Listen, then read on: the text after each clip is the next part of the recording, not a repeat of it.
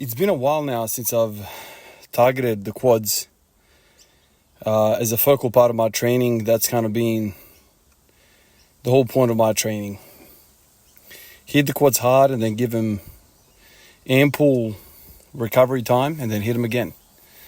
And I've had pretty good results. I've had pretty good feelings. I've had healthy hips, healthy everything. I've just feel like I'm just making strides. Hack squats I've done, belt squats I'm doing. But it's part of kind of like the exploration of the second leg day. So I have a quad day and then I follow it up with a hamstring day. So the front and back, it's too much work to do it all in one. So I split it up, and on the second day I started off with hamstring curls, bending over, standing upright, laying down.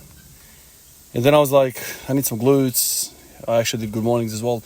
I want some glutes, so I did some hip thrusts. I did that a few sessions and I was like, I recall doing glutes with a different exercise and having much, much more stimulus. So I went, you know what, I'll go to that. And that thing was a single-legged split squat variation, Bulgarian or otherwise, front full elevated, back full elevated, whatever you want. Just make sure it's a split stance. Did that, I was sore for 3 or 4 days in the glutes, whereas I wasn't sore at all with the hip thrusts. So it got me thinking. I started doing some more split squats, started adding some weight. And then soon I realized, damn, this split squat business isn't just frying my freaking glutes. It's also frying my quads. My quads are getting absolutely pumped up.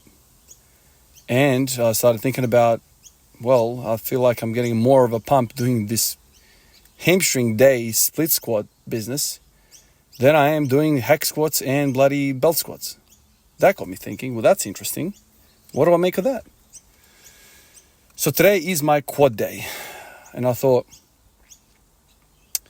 okay, I really don't like loading the bar on my back when I'm doing split squats. I just feel like it's a whole lot of similarity to front squats, back squats, and I feel like it's, harder on the core.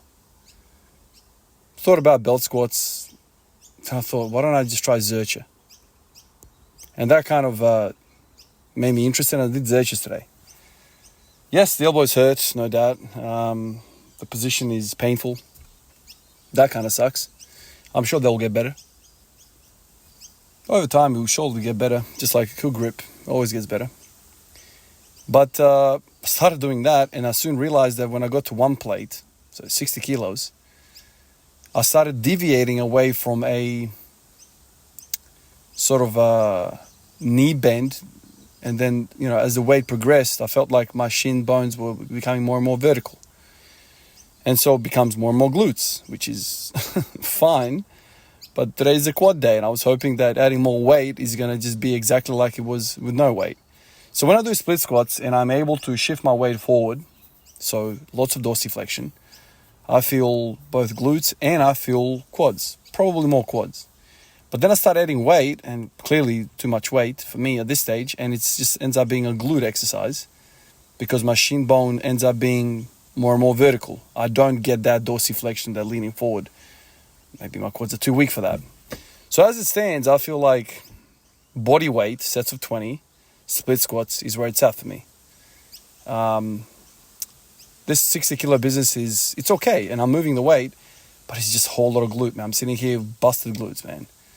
And I'm like, damn, man, that's supposed to be tomorrow. What am I doing? Like, getting mixed up with all this stuff.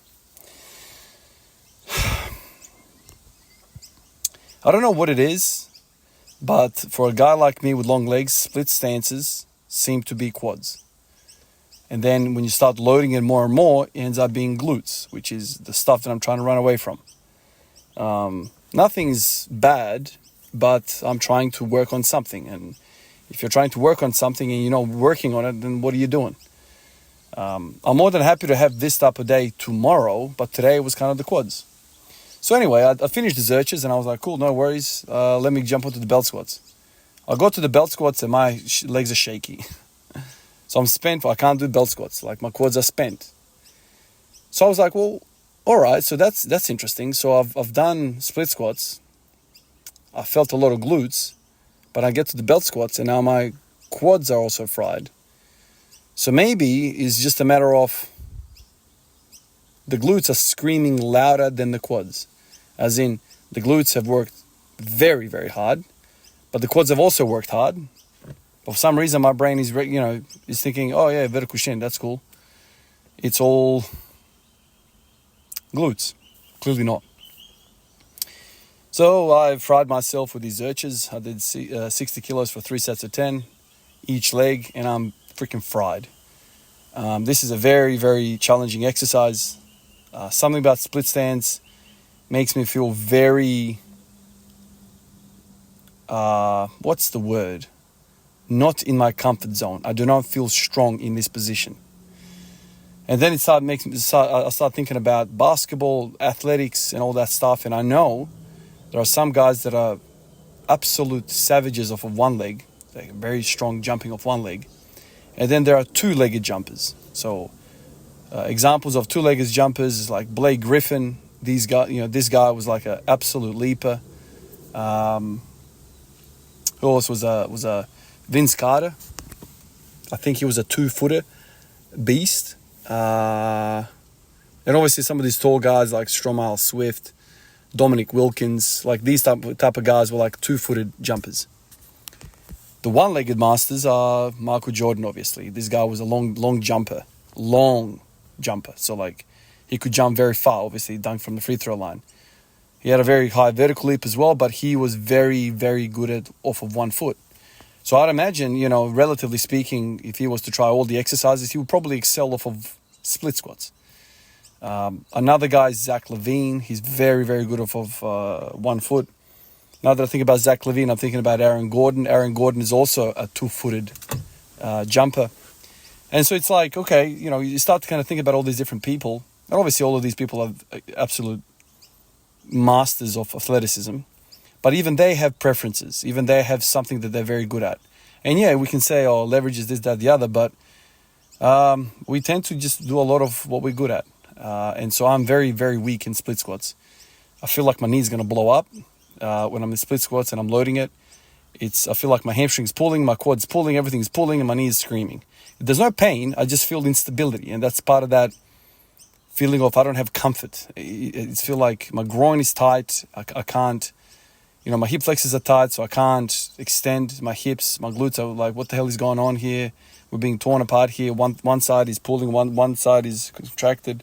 What's going on? So I think there's a lot of benefit in doing something that you're not good at. I am also a 2-footed jumper. So when I played basketball, I wasn't very good off of 1 foot. I could jump off of 2 feet. That's kind of my thing, which is interesting, right? Like I'm a 2-footed jumper and I'm a point guard. It will be a lot more benefit for me if I was a 1-footed jumper. Because I rely on speed. I can't elevate over a freaking 6'8" guy. So it got me thinking, man. If you were to pick one, what's better? Of course, these conversations are,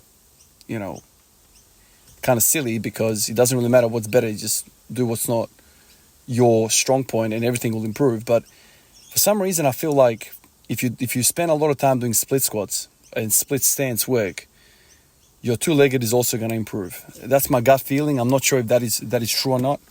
But obviously, I've spent a lot of my time doing 2-footed stuff, squatting, deadlifting. And I've gone to split squats and I feel like I'm very unstable. I'm not very strong. I wonder if I was to do 1,700 days of split squats, if that was the journey, whether going back to a bilateral squat will be good.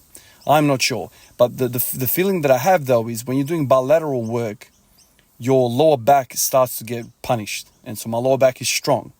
My core is strong because when you're lower back, when you're in 2-footed stance, you rely on that hip hinge business. In a split stance, you don't rely on hip hinging at all. So now that I think about it, probably that is not true to say that split stance squats is going to improve everything, because the split stance removes your proper core activation that you would otherwise have in a bilateral or a two-footed stance. So I've kind of worked it all out as I'm talking to you, but it's just interesting how if I want to work quads, or let's just say legs, do split stance. If you want to work posterior chain and core and lower back, do 2 feet stance or bilateral stance. It's kind of the conclusion that I have in my mind, because yes, hack squats are great, split squats are great, but my God, split squats, dude, they really do something to the quads that a two-footed hack and belt squat can't even get near. Interesting stuff. Appreciate you guys. I'll catch you in the next one. Peace out.